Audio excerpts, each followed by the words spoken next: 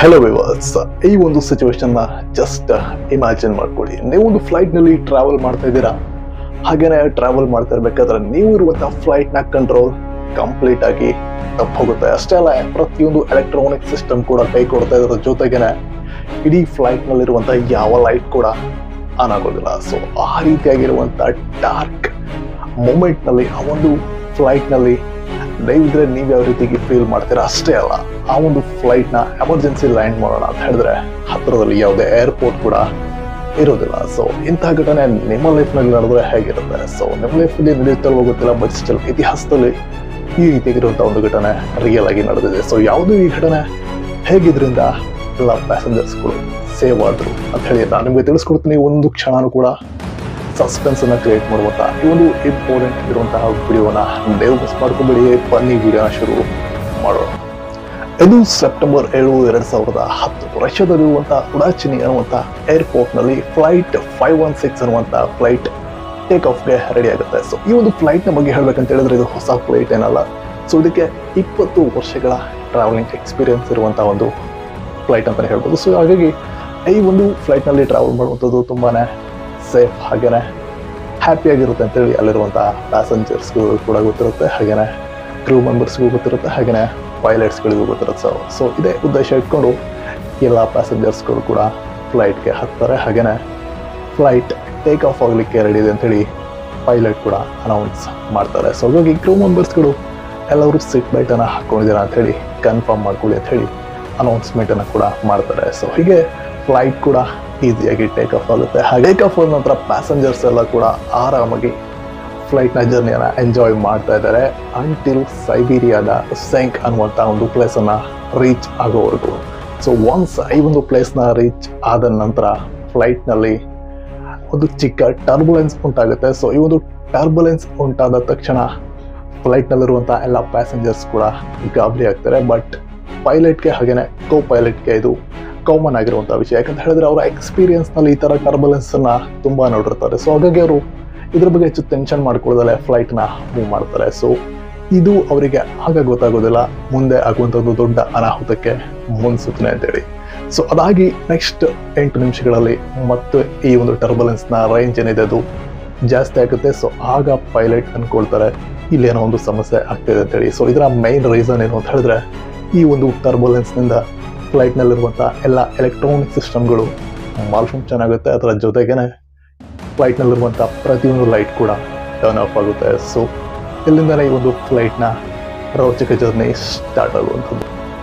Once flight ನಲ್ಲಿರುವಂತಹ ಎಲ್ಲ electronic lighting system ಏನಾದ್ರು ಅದು ಶಟ್ ಡೌನ್ ಆದ ಕೂಡಲೇ ಕಾಕ್ಪಿಟ್ ನಲ್ಲಿರುವಂತಹ ಲೈಟಿಂಗ್ ಸಿಸ್ಟಮ್ ಕೂಡ ಶಟ್ ಡೌನ್ ಆಗುತ್ತೆ. ಸೊ ಈ ಒಂದು ಸಿಚುವೇಶನ್ ಅಲ್ಲಿ ಪೈಲಟ್ ಇಲ್ಲಿರುವಂತಹ ಸೀರಿಯಸ್ನೆಸ್ ಅನ್ನ ಗಮನಿಸ್ತಾರೆ. ಸೊ ಅದರ ಜೊತೆಗೇನೆ ಅವರಿಗೆ ಇನ್ನೊಂದು ಶಾಕ್ ಕೊಡೋ ರೀತಿಯಲ್ಲಿ ಪೈಲಟ್ನ ಕಾರ್ಪೆಟ್ನಲ್ಲಿ ಇರುವಂಥ ಪ್ರತಿಯೊಂದು ಮೇಜರ್ ಆಗಿರುವಂಥ ಎಲೆಕ್ಟ್ರಾನಿಕ್ ಸಿಸ್ಟಮ್ ಕೂಡ ಮಾಲ್ ಫಂಕ್ಷನ್ ಆಗುತ್ತೆ. ಇದರಲ್ಲಿ ಮೇನ್ ಆಗಿರುವಂಥದ್ದು ಕಮ್ಯುನಿಕೇಶನ್ ಮಾಡಲಿಕ್ಕೆ ಇರುವಂಥ ರೇಡಿಯೋ ಸಿಸ್ಟಮ್, ಅದರ ಜೊತೆಗೆ ನ್ಯಾವಿಗೇಟ್ ಮಾಡಿ ಹೋಗ್ಲಿಕ್ಕೆ ಇರುವಂಥ ನ್ಯಾವಿಗೇಷನ್ ಸಿಸ್ಟಮ್, ಅದರ ಜೊತೆಗೆ ಇಂಪಾರ್ಟೆಂಟ್ ಆಗಿರುವಂಥ ವಿಚಾರ ಫ್ಲೈಟ್ನ ಇಂಜಿನ್ಗೆ ಫ್ಯೂಲ್ನ ಪಂಪ್ ಮಾಡುವಂಥ ಮೈನ್ ಪಂಪ್ನ ಸಿಸ್ಟಮ್ ಕೂಡ ಇಲ್ಲಿ ಫೇಲ್ ಆಗುತ್ತೆ ಒಂದಾದ್ಮೇಲೆ ಒಂದು. ಸೊ ಈ ಒಂದು ಸಿಚುವೇಶನ್ ಅಲ್ಲಿ ಫ್ಲೈಟ್ನ ಮೂವ್ ಮಾಡ್ತಿರುವಂಥ ಪೈಲಟ್ಗೆ ಆ ಒಂದು ಸಿಚುವೇಶನ್ ಸೀರಿಯಸ್ನೆಸ್ ಅರ್ಥ ಆಗುತ್ತೆ. ಸೊ ಹಾಗಾಗಿ ಅವರು ಕೋ ಪೈಲಟ್ಗೆ ಇನ್ಫಾರ್ಮ್ ಮಾಡ್ತಾರೆ ಹತ್ತಿರದಲ್ಲಿರುವಂಥ ಯಾವುದಾದ್ರು ಏರ್ಪೋರ್ಟನ್ನು ಫೈಂಡ್ ಔಟ್ ಮಾಡಿ ಅಂತೇಳಿ. ಸೊ ಇಲ್ಲಿರುವಂಥ ಇನ್ನೊಂದು ಮಿಸ್ಟೇಕ್ ಏನು ಅಂತ ಹೇಳಿದ್ರೆ, ಇನ್ನೊಂದು ದೊಡ್ಡ ಪ್ರಾಬ್ಲಮ್ ಏನು ಅಂತ ಹೇಳಿದ್ರೆ, ಇನ್ ಕೇಸ್ ಅವರು ಹತ್ತಿರದಲ್ಲಿರುವಂಥ ಒಂದು ಏರ್ಪೋರ್ಟನ್ನು ಫೈಂಡ್ ಔಟ್ ಮಾಡಿದ್ರು ಕೂಡ ಅಲ್ಲಿ ಇವರಿಗೆ ಹೋಗ್ಲಿಕ್ಕಿರುವಂಥ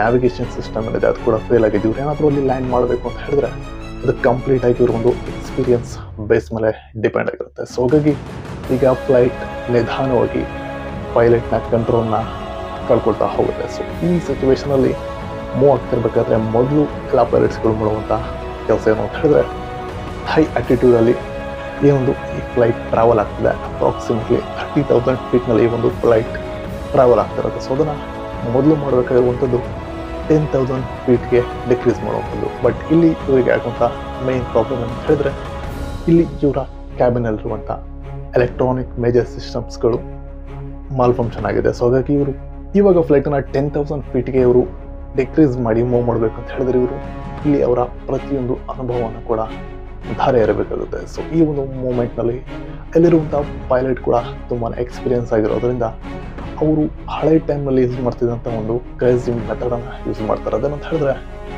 1 ಕಪ್ ಆಫ್ ವಾಟರ್ ಅಂತ ಹೇಳಿ. ಸೊ ಇದು ಹೇಗೆ ಯೂಸ್ ಆಗುತ್ತೆ ಅಂತ ಹೇಳಿದ್ರೆ, ಪೈಲಟ್ನ ಕ್ಯಾಬಿನಲ್ಲಿರುವಂಥ ಕಾರ್ಪೆಟ್ನಲ್ಲಿ ಅವರು ಕಂಟ್ರೋಲ್ ಸಿಸ್ಟಮ್ನ ಮೇಲೆ ಒಂದು 1 ಕಪ್ ಆಫ್ ವಾಟರ್ನ ಇಡ್ತಾರೆ. ಸೊ ಈಗ ಆ ವಾಟರ್ ಯಾವ ರೀತಿಯಾಗಿ ಅದರಲ್ಲಿ ಅಂದರೆ ಫ್ಲೋ ಇರುತ್ತೆ, ಗ್ಲಾಸ್ ಒಳಗಿರುವಂಥ ವಾಟರ್ ಅದು ಯಾವ ರೀತಿಯಾಗಿ ವಾಲುತ್ತೆ ಆ ಕಡೆ ಅದರ ಅಂದಾಜಿನ ಮೇಲೆ ಅವರು ಫ್ಲೈಟನ್ನು ಮೂವ್ ಮಾಡ್ತಾರೆ. ಹಾಗೆಯೇ ಇದರಲ್ಲಿ ಯಶಸ್ವಿಯಾಗಿ ಅವರು 10,000 ಫೀಟ್ ಕೂಡ ಈ ಒಂದು ಫ್ಲೈಟನ್ನು ತಗೊಂಡು ಬರ್ತಾರೆ. ಸೊ 10,000 ಫೀಟ್ ಒನ್ಸ್ ರೀಚ್ ಆದ ಕೂಡಲೇ ಕೋ-ಪೈಲಟಿಂದ ಒಂದು ನೋಟಿಫಿಕೇಶನ್ ಬರ್ತದೆ. ಅಂತ ಹೇಳಿದ್ರೆ ನಮ್ಮ ಹತ್ತಿರದಲ್ಲಿ ಒಂದು ಏರ್ಪೋರ್ಟ್ ಇದೆ, ನಾವು ಅಲ್ಲಿ ಲ್ಯಾಂಡ್ ಮಾಡ್ಬೋದು ಅಂತೇಳಿ. ಸೊ ಇಷ್ಟು ಹೊತ್ತು ಟೆನ್ಷನ್ ಇದ್ದಂಥ ಪೈಲಟ್ಗೆ ಈಗ ಸ್ವಲ್ಪ ರಿಲ್ಯಾಕ್ಸ್ ಸಿಗುತ್ತೆ. ಸೊ ಈಗ ಅಲ್ಲಿ ನಾವು ಲ್ಯಾಂಡ್ ಮಾಡ್ಬೋದು ಅಂತ ಅಂದ್ಕೊಳ್ತಾರೆ. ಬಟ್ ಸ್ಟಿಲ್ ಅದಕ್ಕೂ ಕೂಡ ಒಂದು ಪ್ರಾಬ್ಲಮ್ ಇದೆ. ಏನಂತ ಹೇಳಿದ್ರೆ, ಈ ಒಂದು ಏರ್ಪೋರ್ಟ್ ಏನಿದೆ ಅದು ಈಗ ಆಕ್ಟಿವ್ ಆಗಿರುವಂಥ ಏರ್ಪೋರ್ಟ್ ಅಲ್ಲ, ಬದಲಿಗೆ ಹಳೆ ಏರ್ಪೋರ್ಟ್ ಅದು. ಈಗ ಅಲ್ಲಿ ಯಾವ ರೀತಿ ಫ್ಲೈಟ್ ಜರ್ನಿ ಇಲ್ಲ, ಫ್ಲೈಟ್ಸ್ಗಳಿಲ್ಲ. ಸೊ ಹಾಗಾಗಿ ಅದೊಂದು ಅಬಾಂಡೆಡ್ ಆಗಿರುವಂಥ ಏರ್ಪೋರ್ಟ್.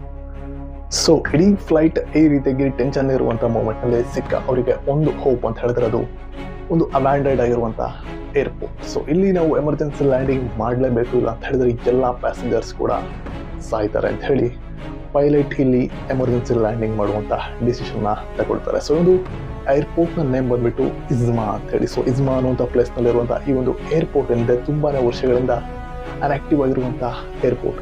ಫ್ಲೈಟನ್ನು ಎಮರ್ಜೆನ್ಸಿ ಲ್ಯಾಂಡಿಂಗ್ ಮಾಡ್ಬೇಕಂತ ಹೇಳಿ ಡಿಸೈಡ್ ಏನೋ ಮಾಡೈತೆ. ಬಟ್ ಇಲ್ಲಿರುವಂಥ ರನ್ವೇ ಹೇಗಿದೆ ಅಂತ ಹೇಳಿ ಯಾರಿಗೂ ಕೂಡ ಗೊತ್ತಿಲ್ಲ. ಬಟ್ ಇವರ ಅದೃಷ್ಟಕ್ಕೆ ಅಲ್ಲಿ ವರ್ಕ್ ಮಾಡ್ತಿದ್ದಂತಹ ಸರ್ಜಿ ಸೋಗ್ನಿಕೋವ್ ಅನ್ನುವಂತಹ ಒಬ್ಬ ವರ್ಕರ್ ಏನಿದೆ, ಅವರು ರನ್ವೇನ ಆದಷ್ಟು ಮಟ್ಟಿಗೆ ಕ್ಲೀನಾಗಿ ಇಟ್ಕೊಂಡಿರ್ತಾರೆ. ಬಟ್ ಈಗ ಅವರಿಗೆ ಏನೊಂದು ದೊಡ್ಡ ಪ್ರಾಬ್ಲಮ್ ಅಲ್ಲಿ ಕಾಯ್ತಾ ಇರುತ್ತೆ. ಯಾಕಂತ ಹೇಳಿದ್ರೆ, ಈ ಒಂದು ಫ್ಲೈಟನ್ನು ಲ್ಯಾಂಡ್ ಮಾಡ್ಬೇಕಂತ ಹೇಳಿದ್ರೆ ಇಲ್ಲಿ ಈ ಒಂದು ರನ್ವೇ ಲೆಂತ್ ಏನಿದೆ ಅದು ಮಿನಿಮಮ್ ಅಂತ ಹೇಳಿದ್ರು 5,630 ಇರಬೇಕಾಗುತ್ತೆ, 30 or 60 ಇರಬೇಕಾಗುತ್ತೆ. ಬಟ್ ಈ ಒಂದು ರನ್ವೇ ಇರುವಂಥದ್ದು 4,347.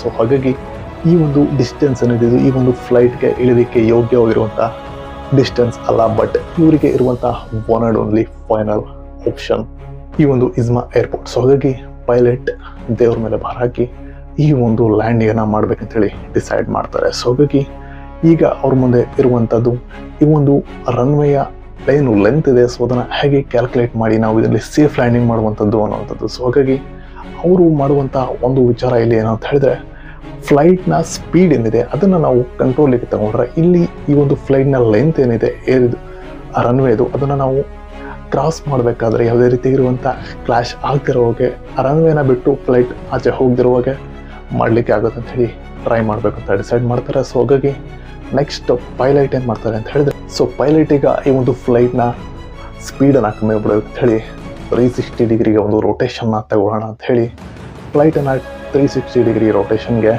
ಈ ಒಂದು 360 ಡಿಗ್ರಿ ರೊಟೇಷನ್ಗೆ ಮೂವ್ ಮಾಡ್ತಾರೆ. ಬಟ್ ಇಲ್ಲಿ ಇವರು ಎಕ್ಸ್ಪೆಕ್ಟ್ ಮಾಡಿದಂಥ ಸ್ಪೀಡ್ ರೇಷಿಯೋ ಇದೆ ಅದು ಸಿಗೋದಿಲ್ಲ. ಸೊ ಹಾಗಾಗಿ ನೆಕ್ಸ್ಟ್ ಇನ್ನೊಂದು ರೌಂಡ್ ತಗೊಳ್ಳೋಣ ಅಂಥೇಳಿ ಮತ್ತೆ 360 ರೌಂಡ್ ಮತ್ತೆ ತಗೊಳ್ತಾರೆ. ಬಟ್ ಈಗಲೂ ಕೂಡ ಇಲ್ಲಿ ಯಾವುದೇ ರೀತಿಯಾದಂಥ ಚೇಂಜಸ್ ಇರೋದಿಲ್ಲ ಫ್ಲೈಟ್ನ ಸ್ಪೀಡ್ನಲ್ಲಿ. ಸೊ ನೆಕ್ಸ್ಟ್ ಬೇರೆ ವಿಧಿ ಇಲ್ಲ, ಲ್ಯಾಂಡ್ ಮಾಡಲೇಬೇಕಂತ ಹೇಳಿದ್ರೆ ಈಗ ಇಂಜಿನ್ನಲ್ಲಿ ಫ್ಯೂಲ್ ಕೂಡ ತುಂಬಾ ಕಮ್ಮಿ ಇರುತ್ತೆ. ಸೊ ಹಾಗಾಗಿ ನೆಕ್ಸ್ಟ್ ಬೇರೆ ವಿಧಿ ಇಲ್ಲ ಅಂಥೇಳಿ ಡೈರೆಕ್ಟಾಗಿ ರನ್ವೇ ಕಡೆಗೆ ಫ್ಲೈಟ್ನ ಮೂವ್ ಮಾಡ್ತಾರೆ. ಸೊ ರನ್ವೇಗೆ ಮೂವ್ ಆದ ಕೂಡಲೇ ಫ್ಲೈಟ್ನ ಎಮರ್ಜೆನ್ಸಿ ಲ್ಯಾಂಡಿಂಗ್ ಗೇರ್ ಇದೆ, ಸೊ ಅದನ್ನು ಆ್ಯಕ್ಟಿವೇಟ್ ಮಾಡ್ತಾರೆ. ಇವರ ಅದೃಷ್ಟಕ್ಕೆ ಅದು ವರ್ಕ್ ಆಗ್ತಾ ಇರುತ್ತೆ. ಸೊ ಹಾಗಾಗಿ ಡೈರೆಕ್ಟಾಗಿ ರನ್ವೇಗೆ ಒಂದು ಫ್ಲೈಟ್ ಲ್ಯಾಂಡ್ ಆಗುತ್ತೆ. ಸೊ ಲ್ಯಾಂಡ್ ಆಗಿ ನಂತರ ಫ್ಲೈಟ್ ನಿಧಾನವಾಗಿ ಮೂವ್ ಆಗ್ತಾ ಹೋಗುತ್ತೆ. ಸೊ ಹೀಗೆ ಮೂವ್ ಆಗ್ತಾ ಫ್ಲೈಟ್ನ ಡಿಸ್ಟೆನ್ಸ್ ಏನಿದೆ ಈ ಒಂದು ರನ್ವೇ ಡಿಸ್ಟೆನ್ಸ್ 4,347. ಸೊ ಇದನ್ನು ರೀಚ್ ಆದ ಕೂಡಲೇ ನೆಕ್ಸ್ಟ್ ಈ ಒಂದು ಫ್ಲೈಟ್ ಏನಿದೆ ಡೈರೆಕ್ಟಾಗಿ ರನ್ವೇನ ಬಿಟ್ಟು ಪಕ್ಕದಲ್ಲೇ ಇರುವಂಥ ಫಾರೆಸ್ಟ್ನ ಕಡೆ ಮೂವ್ ಆಗಲಿಕ್ಕೆ ಶುರು ಆಗುತ್ತೆ. ಸೊ ಹೇಗಿರ್ಬೋದು ಅಲ್ಲಿರುವಂಥ ಪ್ಯಾಸೆಂಜರ್ಸ್ನ ಫೀಲ್, ಇಷ್ಟು ಹೊತ್ತು ಆಕಾಶದಲ್ಲಿ ಅವರು ಸ್ಟ್ರಗಲನ್ನು ಮಾಡಿ ಲ್ಯಾಂಡ್ ಆದರೆ ಇಲ್ಲಿ ನೆಕ್ಸ್ಟ್ ಪೈಲಟ್ನ ಯಾವುದೇ ಕಂಟ್ರೋಲ್ ಇಲ್ಲದೆ ಈ ಒಂದು ಫ್ಲೈಟ್ ಏನಿದೆ ಫಾರೆಸ್ಟ್ನ ಕಡೆ ಮೂವ್ ಆಗ್ತಾಯಿದೆ. ಸೊ ಹೀಗೆ ಮೂವ್ ಆಗ್ತಾ ಒಂದು ಫೈನಲ್ ಮೂಮೆಂಟ್ನಲ್ಲಿ ಫ್ಲೈಟ್ ಕೂಡ ಸ್ಟಾಪ್ ಆಗುತ್ತೆ. ಹಾಗೆಯೇ ಇಲ್ಲಿರುವಂಥ ಪ್ಯಾಸೆಂಜರ್ಸ್ ಕೂಡ ಎಮರ್ಜೆನ್ಸಿ ಡೋರ್ನ ಮೂಲಕ ಹೊರಗಡೆ ಬರ್ತಾರೆ. ಬಟ್ ಇಲ್ಲಿರುವಂಥ ಅದ್ಭುತವಾದ ವಿಷಯ ಅಂತ ಹೇಳಿದ್ರೆ, ಈ ಒಂದು ಫ್ಲೈಟ್ನಲ್ಲಿ ಯಾವೊಬ್ಬ ಪ್ಯಾಸೆಂಜರ್ ಕೂಡ ಸಾವನ್ನಪ್ಪೋದಿಲ್ಲ. ಹಾಗೆಯೇ ಈ ಒಂದು ಫ್ಲೈಟ್ನ ಮೂವ್ ಮಾಡಿದಂಥ ಪೈಲಟ್ನ ಕಂಪ್ಲೀಟ್ ಎಕ್ಸ್ಪೀರಿಯನ್ಸ್ ಇಲ್ಲಿ ಕೆಲಸಕ್ಕೆ ಬಂದಿರುತ್ತೆ. ಸೊ ಹಾಗಾಗಿ ಈ ಒಂದು ಫ್ಲೈಟ್ 516 ಏನಿದೆ, ಸೊ ಇದು ಸಕ್ಸಸ್ಫುಲ್ ಆಗಿ ಲ್ಯಾಂಡಿಂಗ್ ಆಗುತ್ತೆ. ಹಾಗೆಯೇ ಈ ಒಂದು ಫ್ಲೈಟ್ ಇನ್ಸಿಡೆಂಟ್ಸ್ಗಳ ಇತಿಹಾಸದಲ್ಲಿ ಒನ್ ಆಫ್ ದ ಹಾರರ್ ಹಾಗೆಯೇ ಬೆಸ್ಟ್ ಲ್ಯಾಂಡಿಂಗ್ ಆಗಿರುವಂಥ ಫ್ಲೈಟ್ನ ಇನ್ಸಿಡೆಂಟ್ ಕೂಡ ಇದೇ ಆಗಿದೆ. ಸೊ ಹಾಗಾಗಿ ಪ್ರತಿಯೊಬ್ಬ ಪ್ಯಾಸೆಂಜರ್ ಕೂಡ ಪೈಲಟ್ಗೆ ಥ್ಯಾಂಕ್ಸನ್ನು ಹೇಳಿ ಅವರವರ ಡೆಸ್ಟಿನೇಷನ್ಗೆ ಸೊ ಫ್ರೆಂಡ್ಸ್, ಇದಿಷ್ಟು ಈ ಒಂದು ಫ್ಲೈಟ್ 516 ಅನ್ನುವಂಥ ಫ್ಲೈಟ್ನ ಕ್ರ್ಯಾಶ್ ಲ್ಯಾಂಡಿಂಗ್ ಹಿಸ್ಟ್ರಿ. ಸೊ ಈ ಒಂದು ಹಿಸ್ಟ್ರಿ ನಿಮಗೆ ಇಷ್ಟ ಆಯಿತು ಅಂತ ಹೇಳಿದ್ರೆ, ಈ ಒಂದು ವಿಡಿಯೋ ನಿಮಗೆ ಇಷ್ಟ ಆಯಿತು ಅಂತ ಹೇಳಿದ್ರೆ ವಿಡಿಯೋನ ಲೈಕ್ ಮಾಡಿ, ಹಾಗೆ ಚಾನಲ್ನ ಸಬ್ಸ್ಕ್ರೈಬ್ ಮಾಡ್ಕೊಂಡು ಮರಿಬೇಡಿ. ಇದೇ ರೀತಿ ಇರುವಂಥ ಇನ್ಕ್ರೆಡಿಬಲ್ ಮೂಮೆಂಟ್ಸ್ಗಳ ಬಗ್ಗೆ ನಾನು ನಿಮಗೆ ತಿಳಿಸ್ಕೊಡ್ತೀನಿ. ಸೊ ಸಿಗೋಣ ನೆಕ್ಸ್ಟ್ ವಿಡಿಯೋದಲ್ಲಿ, ಅಲ್ಲಿವರು ಟೇಕ್ ಕೇರ್ ಅಂತ ಹೇಳ್ತಾ finally this is signing off. Bye.